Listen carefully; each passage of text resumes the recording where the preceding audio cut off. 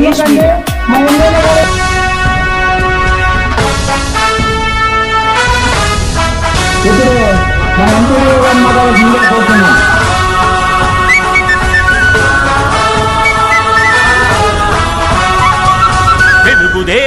జెండా పేదోళ్లకు అండదండ తెలుగుదేశం జెండా పేదోళ్లకు అండదండ పల్లెల్లో ఇంటింట నిలబెడదా అదరన్న ఎగరేత అదరన్న తెలుగుదేశం జెండా పేదోళ్లకు అండదండ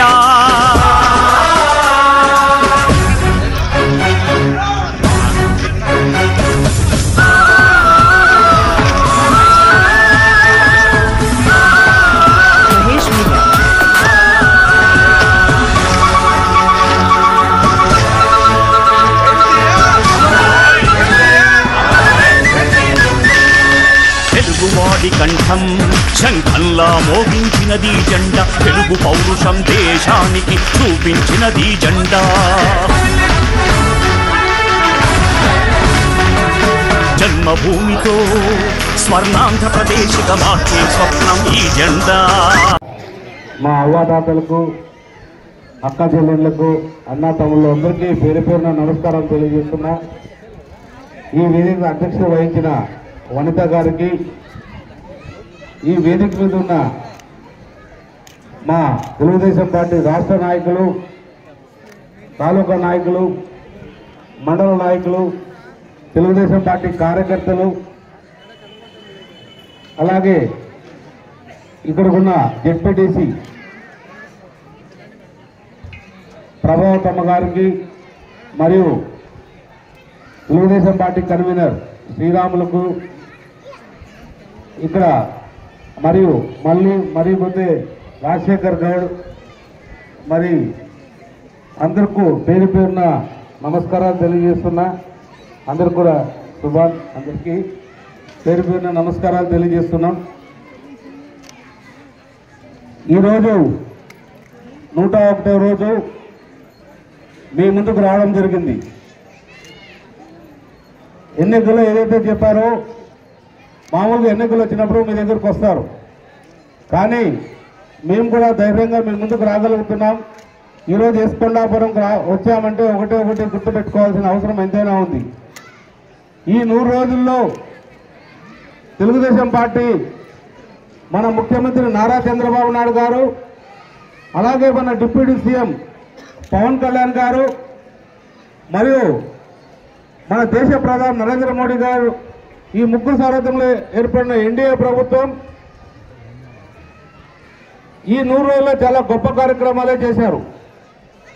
నిజంగా ఏదైతే ఇప్పుడు మల్లికార్జున చెప్పారో మన రాష్ట్రం పూర్తి దివాలా పరిస్థితిలో ఉంది. ఏదైతే ఉందో కనీసం మనకి ఎన్నికల్లో చెప్పిన హామీల ప్రకారం 3,000 రూపాయలకి మరియు కూడా 4,000 తోడు చేస్తే 7,000 రూపాయలు, అంటే 4,500 కోట్లు ఖర్చు అయ్యే 1వ తారీఖు పింఛన్ ఇవ్వాల్సిన పరిస్థితి ఉంది. కానీ ఏదేమైనా కూడా జూలై 1వ తారీఖు ప్రభుత్వం మారినా, ఎన్నికలు అయిపోయినా, మన ప్రభుత్వం వచ్చినా అధికారులందరూ కూడా ఆ ప్రభుత్వం నాయకుల చేతుల్లో ఉండేది. ఉన్న 2,000 కోట్ల రూపాయలు కూడా ఏదైతే జవహర్ రెడ్డి ఆ రోజు చీఫ్ సెక్రటరీగా ఉన్నారో ఆయన తీసి ఆ డబ్బును కూడా వేరే అనవసరమైన దానిలోకి మళ్లించడం జరిగింది. అంటే చంద్రబాబు నాయుడు గారిని మొదటి హామీలోనే ఆయన ఫెయిల్ చేయాలని చూశారు.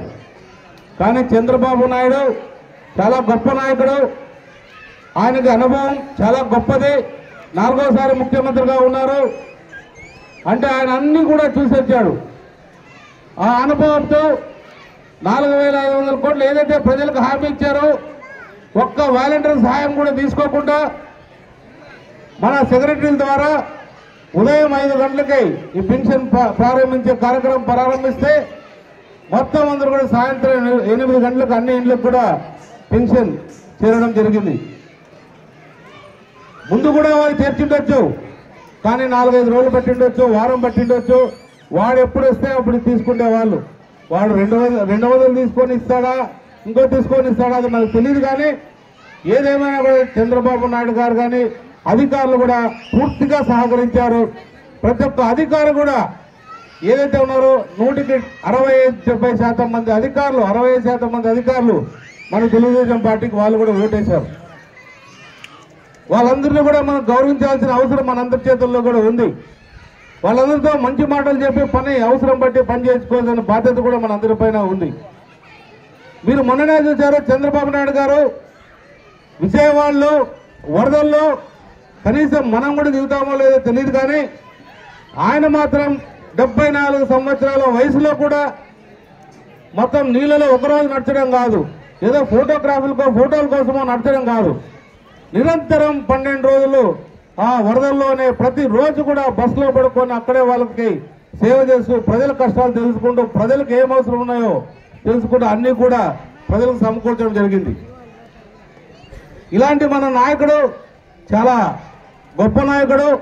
ఈ విషయం నేను చెప్పడం కాదు, మొన్ననే మన జనసేన అధ్యక్షుడు పవన్ కళ్యాణ్ గారు మా ఎమ్మెల్యేల మీటింగ్ లో స్వయాన ఆయన చాలా గొప్పగా చెప్పాడు చంద్రబాబు నాయుడు గారి గురించి.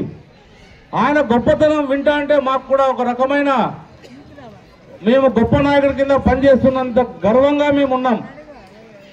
ఆయన చెప్పిన మాటలు మీరు కూడా ప్రతి వీడియోలో కూడా ఉంటుంది, ప్రతి చోట కూడా ఉంటుంది. చాలా ధైర్యవంతుడు, ధైర్యంతో పాటు చాలా తెలివైన వాడు, ఎప్పుడు కూడా అభివృద్ధి పైన ఆయన చూస్తూ ఉంటాడని. ఇది నిజంగా చాలా గొప్ప విషయం.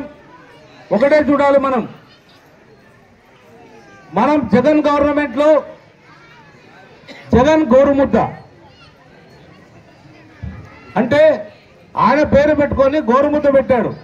కానీ ఇప్పుడు మన ప్రభుత్వం వచ్చిన తర్వాత డొక్క సీతమ్మ గారి పేరు పెట్టి ఆమె గౌరవాన్ని, ఆమె ప్రతిష్టను పెంచారు.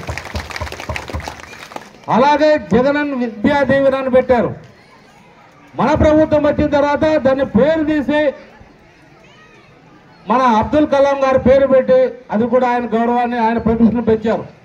ఇలా రకరకాలుగా వ్యక్తిగతమైన పేర్లు పెట్టుకొని ఆ రకంగా మన రాష్ట్రాన్ని పూర్తిగా దోపిడీ చేసిన వ్యక్తి జగన్మోహన్ రెడ్డి. మీరు ఒక్కసారి చూడండి, అక్కడే మనకి ఒకటి అన్నం పెడుతున్న తప్పులు కనిపిస్తుంది, దాని దగ్గరికి వెళ్ళి చూడండి, దానిపైన కూడా జగన్ పేరు ఉంటుంది. వాళ్ళు వడ్డించే గంటి పైన కూడా జగన్ పేరు ఉంటుంది. అంటే ఎంత